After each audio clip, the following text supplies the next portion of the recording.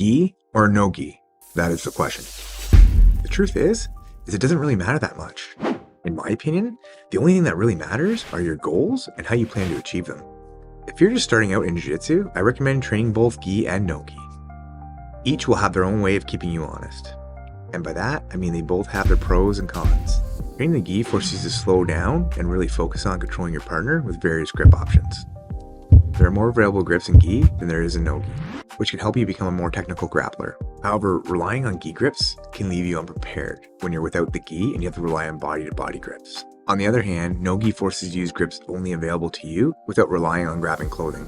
This can really help you focus on technique, tightening up your transitions, and making them more deliberate, since you don't have any clothing to grab onto. However, no gi, there's a greater chance of relying on things like athleticism and being able to slip out of submissions and positions a lot easier, due to the lack of fabric and friction that you would have with the gi.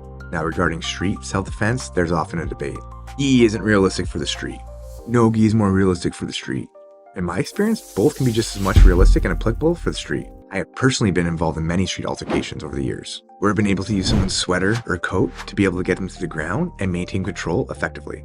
And on the other hand, I've also been able to control situations physically without relying on clothing. But after all of it, I'm glad I trained gi and no gi. It gave me more options for controlling a situation when needed. At the end of the day, if you're just starting out, I recommend training in both gi and no gi for at least 6 months to get a solid foundation in both. From there, you can decide on what you want to train based on your goals, whether you just want to focus on one or a mix of both. If you're planning to compete in no gi or pursue MMA, then it makes sense to train in no gi or vice versa. There definitely shouldn't be a divide between the two. They both have their purposes. Let me know in the comments, what do you prefer, gi or no gi? Or do you just prefer a mix of both? Just one last thing for you to keep in mind. You can do everything in the gi that you can do in no gi, but you can't do everything in no gi that you can in the gi.